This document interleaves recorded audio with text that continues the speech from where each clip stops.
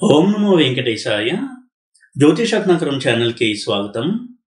ఈ వీడియోలో ఒక జాతకుడికి లైఫ్లో సెటిల్మెంట్ అనేది త్వరగా అవుతుందా, లేట్ అవుతుందా, ఫినాన్షియల్ స్టెబిలిటీ అంటే ఆర్థిక స్థిరత్వం కావచ్చు, వృత్తిలో స్థిరత్వము, జీవితంలో స్థిరపడడం అనేది కొంతమందికి లేట్గా అవుతూ ఉంటుంది, కొంతమందికి త్వరగా అవుతుంది. వారు ఊహించిన విధంగా లైఫ్ వెళ్తూ ఉంటుంది. కొంతమంది అనుకోని సంఘటనలు జరిగి జీవితంలో ఎన్నో అనుకోని మలుపులు తిరుగుతూ ఒడిదుడుకులకు లోనవుతూ ఉంటారు. ఈ విధంగా ఒక వ్యక్తి జాతకంలో లైఫ్ ఏ విధంగా సాగుతుంది, ముఖ్యంగా ఆర్థికపరమైన విషయాల్లో కావచ్చు, కెరీర్ పరమైన విషయాల్లో, ఫ్యామిలీ పరమైనటువంటి విషయాల్లో, అలాగే మ్యారేజ్ సంబంధించిన విషయాల్లో కావచ్చు, ఒక్కొక్కసారి అనుకోని సంఘటనలు జరిగి పెను మార్పులు జరుగుతూ ఉండడము ఇలాంటివి జరుగుతూ ఉంటాయి. సెటిల్మెంట్ అనేది కూడా లేట్ అవుతూ ఉంటుంది. అంతవరకు సెటిల్ అవుతున్నాము అనుకున్న వారు కూడా ఒక ఈవెంట్ జరిగి, అనుకోని ఒక సంఘటన జరిగి ఆర్థికంగా కుదేలైపోయి చాలా క్రైసిస్లోకి వెళ్ళిపోవడం, ఇలాంటివన్నీ కూడా చూస్తూ ఉంటాము. అయితే ప్రధానంగా చాలామందికి జ్యోతిష్యం పట్ల కొంత ఆసక్తి కలిగి వారు జ్యోతిషం నేర్చుకుంటూ యూట్యూబ్లో చూసుకోవచ్చు, నెట్లో చదివి కావచ్చు, ఇలాంటివి చేయడానికి వారి జీవితానుభవాలే కారణమవుతూ ఉంటాయి. ఎందుకు నాకు ఇలా జరిగింది, ఎందుకు ఇటువంటి ఒక సడన్ ఫెయిల్యూర్ని నేను ఫేస్ చేశాను, ఎందుకు ఇటువంటి ఒక క్రైసిస్ నా లైఫ్లోకి వచ్చింది, నా తప్పేం లేకపోయినా ఎందుకు ఇలా జరిగింది, ఇలాంటి క్వశ్చన్స్ అనేవి వస్తూ ఉంటాయి. వాటిని అర్థం చేసుకోవడానికి వాటికి ఆన్సర్స్ వెతుకుతూ ఆస్ట్రాలజీని నేర్చుకోవడము, దాని మీద అవగాహన పెంచుకుంటుండడం అనేది కూడా చేస్తూ ఉంటారు. కాబట్టి ఈ నేపథ్యంలో అసలు ఇలాంటి అనుకోని సంఘటనలు జరగడము, కెరియర్ డిలే అవ్వడము కావచ్చు, కెరియర్లో ups and downs, life settlement late అవ్వడము, financial status ups and downs గురవడము, ఇలాంటి వాటిని మన చార్ట్లో ఎలాగ మనం ముందే కొంతవరకు స్టడీ చేసి గ్రహించవచ్చు అనే విషయాల్ని తెలియజేస్తాను. అయితే ఇక్కడ కూడా మన లైఫ్ ప్యాటర్న్కి, అంటే మన జీవితం సాగేటువంటి విధానానికి జ్యోతిష్యానికి సంబంధం ఉంది. జ్యోతిష్యంలో మూల త్రికోణ స్థానాలు, మోక్ష త్రికోణాలు అంటారు. మూల త్రికోణాలు కాదు, మోక్ష త్రికోణం అంటారు. 4, 8, 12 4వ హౌస్ చతుర్థ స్థానము, అలాగే 8th హౌస్ అష్టమ స్థానము, 12th హౌస్ వ్యయస్థానం. ఈ మూడింటిని లైఫ్లో చాలా ఇంపార్టెంట్ రోల్స్ ప్లే చేసేటువంటి స్థానాలుగా చెప్పారు. వాటికి మోక్ష త్రికోణాలు కూడా అని పేరు. అయితే జీవితంలో ఒడిదుడుకులను చూడటము, ఊహించని సంఘటనలు జరగడము, వాటికి మోక్ష త్రికోణ స్థానాలకి సంబంధం ఉంది అని కూడా మనం గ్రహించవచ్చు. అది ఒక దృష్టికోణము. అలాగే ఏ గ్రహాలు ఇటువంటి డిస్టర్బెన్సెస్ని, అప్స్ అండ్ డౌన్స్ని తీసుకొస్తాయి, ఫినాన్షియల్గా కావచ్చు, కెరీర్ పరంగా కావచ్చు, ఏ స్థానాలు మనం చూడాలి. జీవితంలో ఒక్కొక్కసారి జాతకంలో యోగాలు ఉన్నా కానీ ఆ జాతకుడు ఎన్నో ఒడిదుడుకుల్ని అనుభవిస్తూ ముందుకెళ్తూ ఉంటాడు. ఎందుకు ఇలా జరుగుతుంది, ఇవన్నీ కనుక మనం అర్థం చేసుకోవాలని ప్రయత్నించినట్టయితే కొంత దానికి సునిశ్చితమైనటువంటి పరిశీలన కావాలి, ఓపిక ఉండాలి, త్వరపడి మనం కంక్లూషన్స్కి రాకూడదు. అయితే ఈ ప్రాసెస్లో జైమిని సిస్టంలో ఉన్నటువంటి ఆరుడాలు, కారకత్వాలు కూడా స్టడీ చేయడం చాలా చాలా ఇంపార్టెంట్. అయితే దాని గురించి నేను ఎక్కువ డిస్కస్ చేయదలుచుకోవట్లేదు, ఎందుకంటే జైమిని గురించి అవగాహన ఉన్నప్పుడే వాటిని బాగా రిలేట్ చేసుకోగలరు. అయినా కొన్ని క్లూస్ అయితే ఇస్తాను. చాలామంది స్టూడెంట్స్ విషయంలో చూసినట్టయితే 10th క్లాస్ వరకు చాలా మంచి పర్ఫార్మెన్స్ ఉంటుంది. పేరెంట్స్ కూడా చాలా హ్యాపీగా ఉంటారు పర్ఫార్మెన్స్ పట్ల, వాళ్ళ పిల్లల యొక్క పర్ఫార్మెన్స్ పట్ల. అయితే ఇంటర్మీడియట్ తర్వాత కొద్దిగా వారి యొక్క గ్రాఫ్ డౌన్ అవ్వడము, కాంపిటేటివ్ ఎగ్జామ్స్లో ఫెయిల్ అవ్వడము, అక్కడి నుంచి స్టార్ట్ అవుతుంది వారి యొక్క లైఫ్లో ఈ డిస్టర్బెన్సెస్ అనేవి. ఇది ఒక ఎగ్జాంపుల్గా తీసుకున్నట్టయితే, ఎప్పుడైతే 4th హౌస్ ఇంపాక్ట్ అవుతుందో, లగ్నం నుంచి 4th హౌస్, అర్లీ లైఫ్లో ఉండేటువంటి ఎడ్యుకేషన్, అంటే ఇప్పటి కాలమాన పరిస్థితుల్లో ఇంటర్మీడియట్ ఎడ్యుకేషన్, అది వారి జీవితంలో చాలా మార్పును తీసుకొస్తుంది. అంతవరకు 90%, 95% స్టూడెంట్గా ఉన్నటువంటి ఆ అబ్బాయి లేదా అమ్మాయి కూడా ఇంటర్మీడియట్లో తడబడ్డము, కాంపిటేటివ్ ఎగ్జామ్లో తడబడ్డము, చాలా డిప్రెస్ అవ్వడము, డిప్రెషన్కి లోన్ అవ్వడము, ఇలాంటివి చూస్తూ ఉంటాం. అంటే అక్కడ వారికి 4th హౌస్ అనేది అఫ్లిక్ట్ అయింది. ఎలా తెలుస్తుంది 4th హౌస్ అఫ్లిక్ట్ అయిందని? శని 4th హౌస్లో ఉన్న శని 4th హౌస్ని చూస్తున్నా కొంతవరకు ప్రాబ్లం ఉంది అని మనం గ్రహించాలి. అయితే శని 4th హౌస్లో స్వక్షేత్రంలో లేదా ఉచ్చలో ఉంటే అది షష్మహాపురుష యోగం అవుతుంది, అది మంచిదే. అలా కాకుండా ముఖ్యంగా శని 4th హౌస్లో ఉండడం కంటే 4th హౌస్ను చూడడం అనేది ఆ టీనేజ్లో ఉన్నటువంటి ఎడ్యుకేషన్ డిస్టర్బ్ చేసేటువంటి ఒక ప్లేస్మెంట్. అందులోనూ వక్రించిన శని ఎక్కువగా డిస్టర్బెన్స్ని తీసుకొస్తాడు. అలాగే రాహు 4th హౌస్లో ఉండడం, కేతు 4th హౌస్లో ఉండడం, ఇవన్నీ కూడా ఎర్లీ లైఫ్లో ఎడ్యుకేషన్లో డిస్టర్బెన్స్ని తీసుకొచ్చేటువంటి కొన్ని అంశాలు. అలా ఉన్నప్పుడు ఆ దశలు కనుక రన్ అవుతూ ఉంటే అటువంటి కొంత డిసప్పాయింట్మెంట్స్, నిరుత్సాహం కలిగించేటువంటి సంఘటనలు యాక్టివేట్ అవుతాయి. అందులోనూ శని కుజులు కలిసి 10th ఉన్న 4th ఉన్న, ఎందుకంటే 10th హౌస్లో ఉంటే 4th హౌస్ని చూస్తూ ఉంటారు. 4th హౌస్ యొక్క ప్రభావం కనుక వీటి వల్ల ఉన్నట్టయితే, అంటే శని కుజుల ప్రభావం 4th హౌస్ మీద ఉన్న, కుజ రాహుల ప్రభావం ఉన్న, కుజ కేతువుల ప్రభావం ఉన్న, శని చంద్రుల ప్రభావం 4th హౌస్ మీద ఉన్న, ఎడ్యుకేషన్లో అంతవరకు చాలా సాఫీగా వెళ్తూ చాలా కాన్ఫిడెంట్గా ఉన్నటువంటి విద్యార్థి కూడా ఒక్కసారిగా నిరాశ నిస్పృహలకు లోనై కృంగిపోవడం జరుగుతూ ఉంటుంది. 4th హౌస్ అనేది అంత ముఖ్యమైనటువంటి హౌస్ అది. అలాగే 4th హౌస్లో ఒక్కోసారి కేతు ఉన్నప్పుడు వారికంటూ చాలా ప్రత్యేకమైనటువంటి ఆలోచన ధోరణి ఉంటుంది. చాలా తెలివైన వారే, చదువులో చాలా బాగా పర్ఫామ్ చేస్తూ ఉంటారు. కానీ కెరీర్కి వచ్చేసరికి ఏ కెరియర్లో వెళ్ళాలి అనే దాని పట్ల వారికి క్లారిటీ వచ్చే వరకు ఎందులోనూ కూడా వారు స్థిరంగా కొనసాగరు. ఇది కేతు దగ్గర ఉన్నటువంటి ప్రాబ్లం. చాలామంది చెప్తూ ఉంటారు పేరెంట్స్, మా అబ్బాయి చాలా తెలివైన వాడు, అకాడమిక్స్లో ఎప్పుడూ కూడా ఎక్సలెంట్గా పర్ఫామ్ చేస్తున్నాడు, కానీ కెరీర్ విషయంలో మంచి జాబ్స్ వస్తున్నా వదులుకొని తనకి ఇష్టమైన దాని కోసమే వెయిట్ చేస్తూ దాని గురించే సమయాన్ని వృధా చేస్తున్నాడు అని బాధపడుతూ ఉంటారు. అయితే ఇక్కడ అర్థం చేసుకోవాల్సిన కేతు యొక్క తత్వం అలాంటిది. చాలా స్వతంత్ర భావాలు ఉండేటువంటి ప్లానెట్ కేతువు. ఇది కూడా కొంతమందిలో మనం గమనించవచ్చు, కేతు ఇంపాక్ట్ కనుక స్ట్రాంగ్గా ఉన్నట్టయితే. అలాగే జైమినిలో కారకాంశ లగ్నం అనేది చాలా చాలా ముఖ్యము కెరీర్ గురించినటువంటి విషయాలు తెలియడానికి. చాలామందికి మంచి యోగంలో ఉన్నటువంటి గ్రహం యొక్క వింశోత్తర దశ జరుగుతున్నా కానీ అటువంటి ఫలితాలు అనుభవిస్తూ ఉంటారు. ఎందుకంటే కారకాంశ లగ్నం నుంచి ఉన్నటువంటి ప్లానెట్స్ అటువంటి రాశి దశ ప్రతికూలంగా ఉండడం వల్ల. కారకాంశ లగ్నం అంటే ఏంటి? రాహుకేతువులను మినహాయిస్తే ఈ 7 గ్రహాల్లో అన్నిటికంటే ఎక్కువ డిగ్రీల్లో ఉన్నటువంటి ప్లానెట్ పుట్టినప్పుడు ఆత్మకారక గ్రహం. ఆ ఆత్మకారక గ్రహము నవాంశలో ఏ రాశిలో ఉందో చూసుకుని ఆ రాశిని D1 చార్ట్లో కారకాంశ లగ్నంగా మనం నోట్ చేసుకోవాలి. ఈ కారకాంశ లగ్నం అనేది చాలా చాలా ముఖ్యమైనటువంటి హౌస్ కెరియర్ని మనం స్టడీ చేయడానికి. అలాగే జైమినిలో చరదశ, మండూక దశ ఇలాంటివన్నీ కూడా మనం చూడాలి. ఇవి రాశి దశలు. దాంతోపాటుగా వింశోత్తరి దశ. ఇక ఇందాక చెప్పినట్టుగా 4th house, 8th house, 12th house ఇవి ప్రధానంగా కెరియర్లో ఒడిదుడుకులు, తుఫాన్లు తీసుకురావడానికి కారణమైనటువంటి హౌసెస్. 8th హౌస్ అంటేనే అనూహ్యమైనటువంటి పరిణామాలు, అనూహ్యమైనటువంటి ఓటమి, ఎక్స్పెక్ట్ చేయనటువంటి ఇన్సిడెంట్స్ జరగడము, ఇవన్నీ సూచించే హౌస్ 8th హౌస్. ఏదో చిన్న పొరపాటు వల్ల మంచి ఉద్యోగాన్ని కోల్పోవడము, చిన్న పొరపాటు వల్ల అనుకున్నంత మార్క్స్ రాకపోవడము, ఇలాంటివన్నీ చేయించేటువంటి హౌస్ 8th హౌస్. అంటే 8th హౌస్లో ఉన్న ప్లానెట్ 8th లార్డ్ ఇలాంటి వాటికి కారణమవుతూ ఉంటారు. ఇక 12th హౌస్ విషయానికి వచ్చినట్టయితే జరిగే పనుల్లో ఆటంకాలు, తన తప్పు ఉండొచ్చు, ఉండకపోవచ్చు.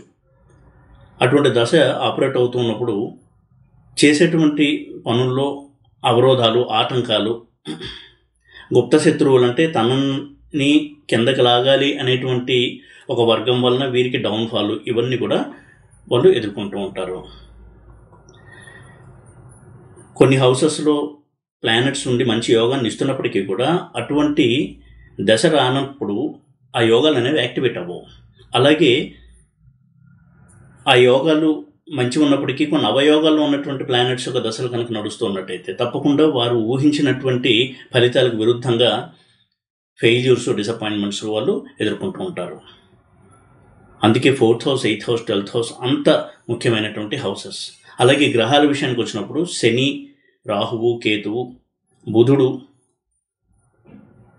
ఇలాగా చాలా సడన్గా త్వరగా అనూహ్యమైనటువంటి మార్పులు తెచ్చేటువంటి గ్రహాలు. ప్రతి గ్రహం కూడా అటువంటి తుఫాన్ని తీసుకురాగలదు. ఉదాహరణకి చంద్రుడు అంటేనే చంచలమైనటువంటి గ్రహం. ఇటువంటి చంద్రుడు కనుక కెరీర్ రిలేటెడ్ హౌసెస్లో ఉండి వీక్గా కనుక ఉన్నట్టయితే ఎప్పుడు కూడా కెరియర్లో స్టెబిలిటీ ఉండదు. ఎన్నో సంవత్సరాలు కష్టపడితే కన్నా ఒక స్థాయికి రాలేరు. అలాగే బిజినెస్లో కూడా ఎంతో కష్టపడి సంపాదించింది ఏదో ఒక రకంగా ఖర్చు అయిపోతూ ఉండడం, ఇటువంటి పరిణామాలు ఉంటాయి.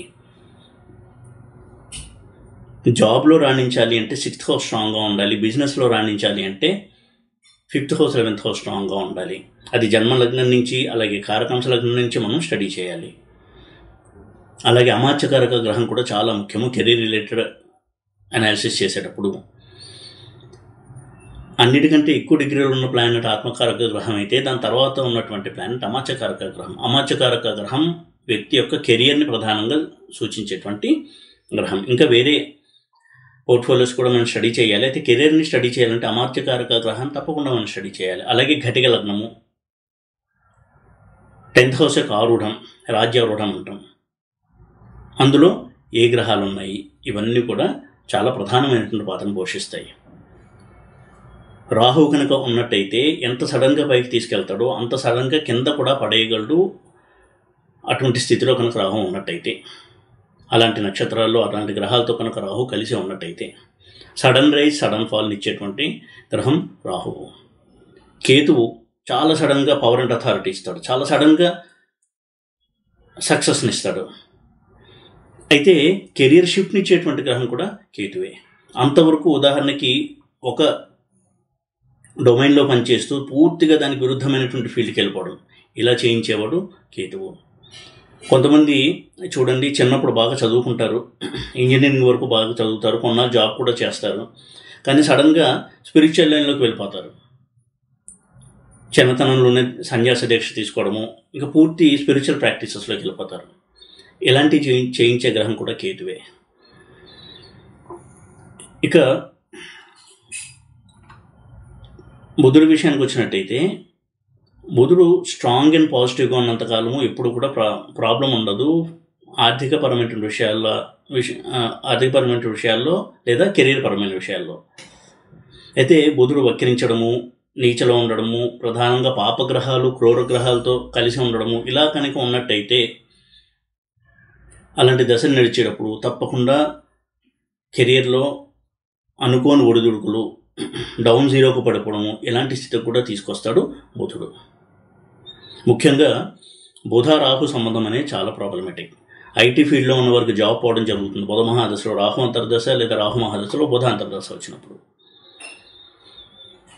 ఈ విధంగా బుధుడు సాఫ్ట్ ప్లానెట్, శుభగ్రహము, దానివల్ల ప్రమాదం లేదనే అభిప్రాయంలో చాలామంది ఉంటారు. కానీ చాలా చాలా తీవ్రమైనటువంటి ఆర్థిక నష్టాలు, వ్యాపార నష్టాలు ఇవ్వగలిగిన ప్లానెట్ బుధుడు.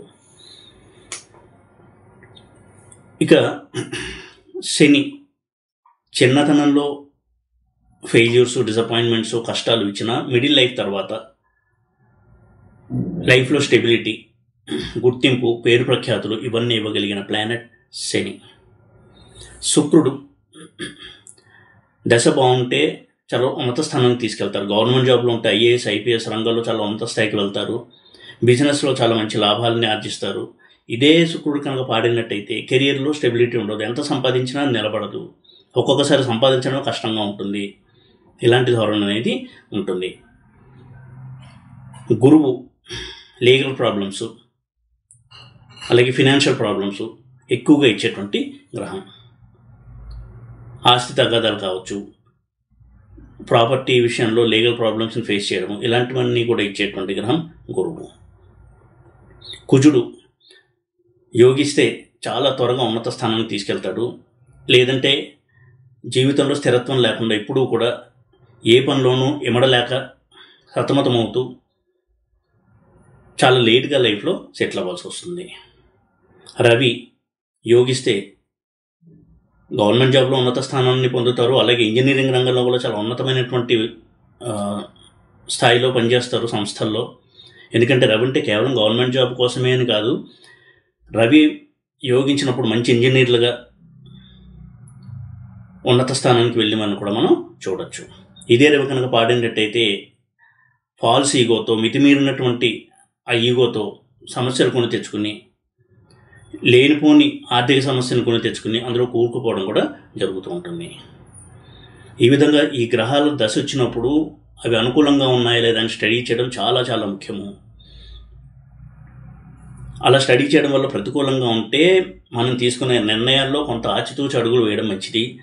ఇతరుల సలహాలు తీసుకుని, ముఖ్యంగా ఆర్థికపరమైన నిర్ణయాలు, వ్యాపారపరమైన నిర్ణయాలు తీసుకునేటప్పుడు అనుభవం ఉన్న వారిని, పెద్దల్ని సంప్రదించి తీసుకోవడం, ఇలాంటివి కొంత పాటించడం వలన నష్ట తీవ్రతను మనం తగ్గించుకోవచ్చు. ఈ విధంగా మనకి ఈ ఆస్ట్రాలజీ అనేది సహాయపడుతుంది. మనం ఎలా మన లైఫ్ని అలైన్ చేసుకోవాలి, మార్చుకోవాలి, మన దశకు అనుగుణంగా మన లైఫ్ని ఎలా మనం తీర్చిదిద్దుకోవాలి అని చెప్తాయి ఈ గ్రహాలు, ముఖ్యంగా ఆ గ్రహ దశలు. అంతే తప్ప కేవలం గ్రహాలకి పూజలు హోమాలు చేయడం సరిపోదు. దానివల్ల ఫలితం ఉంటుంది, కానీ అదొక్కటి సరిపోదు. మనకు ఒక కష్టం వచ్చింది అంటే దాని అర్థము ఆ గ్రహం కష్టాన్ని ఇస్తోంది అంటే అర్థము మన పాస్ట్ లైఫ్కి సంబంధించిన కర్మల ఫలితాలను ఇప్పుడు అనుభవిస్తున్నాము. అంటే కొన్ని పొరపాట్లు చేశాము. పొరపాట్లు చేసేది మైండ్తోనే, కాబట్టి మన ఆలోచనలతోనే మనం ఏదో పొరపాట్లు చేశాము. అటువంటి ఆలోచనలు సరిదిద్దుకో అని చెప్తాయి ప్లానెట్స్ వారి యొక్క దశలో కష్టాలను ఇచ్చేటప్పుడు. అది ప్రధానంగా గ్రహించాలి. ఆ తర్వాత మన మానవ ప్రయత్నానికి బలం పెరగడానికి దేవతల సహాయం కోసము రెమెడీస్ చేసుకోవడము, దేవతా సందర్శనము, హోమాలు ఇవి చేయడం వల్ల ఇంకా దేవతానుగ్రహం కూడా కలుగుతుంది. అంటే మొట్టమొదటి చేయవలసింది మనం చేసిన పొరపాటు ఏంటి అని అర్థం చేసుకోవడము గ్రహాల ద్వారా. ఇది చెప్తుంది జ్యోతిష్యం. మనం ఏం కర్మలు చేశాము, మంచివి ఏం చేశాము, చెడు ఏం చేసాము, ఏం పొరపాట్లు చేశాము అని చెప్తాయి గ్రహాలు. ముఖ్యంగా ఆ గ్రహ దశ నడుస్తున్నప్పుడు మనం ఎటువంటి మంచి చెడుల ఫలితాలని ఈ దశలో అనుభవిస్తున్నాము అని చెప్తాయి గ్రహాలు. వాటిని సరిదిద్దుకున్న తర్వాత దేవతారాధన, ఇతర పరిహారాలు చేయడం వల్ల పరిపూర్ణమైనటువంటి మానవ ప్రయత్నం చేసినట్టుగా మనం అనుకోవాలి. ఆర్థికపరమైన విషయాల్లో కూడా శుక్రుడు కనుక పాడినట్టయితే వ్యసనాలకు డబ్బు ఖర్చు పెట్టడము, లైఫ్లో సీరియస్నెస్ లేకపోవడము, ఇటువంటి వాటి వల్ల ఆ 20 సంవత్సరాలు కూడా స్టెబిలిటీ అనేది లేకుండా అవస్థపడుతూ ఉంటారు. పేరెంట్స్కి చాలా టెన్షన్ ఉంటుంది అటువంటి పిల్లల పట్ల. అలాగే గురువు కనుక స్ట్రాంగ్గా ఉంటే చాలా మంచి ఎడ్యుకేషన్, కెరీర్ స్టెబిలిటీ ఉంటుంది. ఇదే గురువు కనుక స్ట్రాంగ్గా లేకపోతే రకరకాల కష్టాలు, ఎప్పుడూ డబ్బుల కోసం తడుముకోవడము, డబ్బులు నిలబడకపోవడము, ఒక్కొక్కసారి గురువు కూడా స్పెక్యులేషన్ కాంబినేషన్లో ఉంటే ట్రేడింగ్లో డబ్బు ఇన్వెస్ట్ చేసి తీవ్రంగా నష్టపోవడము, ఇలాంటివి కూడా చేయించేటువంటి గ్రహం గురువు. బుధుడు కూడా ఇటువంటి ప్రమాదాలని ఇచ్చే గ్రహమే. బుధుడు, గురువు ఇలాంటి ప్లానెట్స్ రాహుతో సంబంధం ఉండి నెగిటివ్గా కనుక్కున్నట్టయితే ట్రేడింగు, గ్యాంబ్లింగ్, లాటరీస్ ఇలాంటి వాటిలో చాలా తీవ్రమైనటువంటి నష్టాల్ని ఎదుర్కొంటారు. రాహు అంటేనే ఇటువంటి అనూహ్యమైనటువంటి ఊహించని తీవ్ర నష్టాలను కలిగించేటువంటి గ్రహం. కేతువు కూడా. అయితే రాహువు భ్రమను కల్పించి తనను తాను ఎక్కువగా ఊహించుకునేలా చేసి నష్టాన్ని కలిగించేటువంటి గ్రహం రాహువు. ఈ విధంగా ప్రతి ప్లానెట్ కూడా మంచి ఫలితాలను ఇవ్వగలదు, అలాగే ప్రతికూల ఫలితాలను కూడా ఇవ్వగలదు. ఎప్పుడు కూడా ఏ గ్రహ దశ నడుస్తోందో చూసుకుని ఆ గ్రహం చార్ట్లో ఎంత పాజిటివ్గా ఉంది లేదా నెగిటివ్గా ఉంటే ఎంత నెగిటివ్గా ఉంది అనేది కొంత అనలైజ్ చేసి, జైమినీలో కూడా అనాలిసిస్ చేసి వారి యొక్క జీవితాన్ని మలుచుకోవడము, నిర్ణయాలు తీసుకునేటప్పుడు రిస్క్ లేని నిర్ణయాలు తీసుకోవడము, లేదా పెద్దల్ని సంప్రదించి, అనుభవజ్ఞులను సంప్రదించి నిర్ణయాలు తీసుకోవడము, ఇలాంటివి చేయడం అనేది చాలా గొప్ప రెమెడీస్గా మనం అర్థం చేసుకోవాలి. మనకి జ్యోతిష్యం చేసేటువంటి పెద్ద సహాయం ఇదే. నువ్వు ఈ పొరపాటు చేసావు, దాన్ని సరిదిద్దుకుని సరైన మార్గంలో వెళ్తే నష్ట తీవ్రత తక్కువగా ఉంటుంది అని చెప్తాయి గ్రహాలు. ఈ దృష్టితో ఎప్పుడు కూడా మనం కెరీర్కి సంబంధించిన విషయాల్ని, అలాగే ఆర్థికపరమైన విషయాల్ని అర్థం చేసుకునే క్రమంలో అధ్యయనం అనేది చేయాలి. దానివల్ల మనకి మనం తీర్చిదిద్దుకునేటువంటి అవకాశము, పొరపాట్లు చేయకుండా, నష్టాలని కొని తెచ్చుకోకుండా మనకి మనమే కొంత సంయమనాన్ని పాటించడము, దాని ద్వారా ఆ దశ పాజిటివ్గా అనుభవించడము, ఇలాంటి లాభాలు అనేవి ఉంటాయి. ఈ వీడియో కనుక మీకు నచ్చినట్టయితే లైక్ చేసి, షేర్ చేసి, సబ్స్క్రైబ్ చేయండి. ఓం నమో వెంకటేశాయ.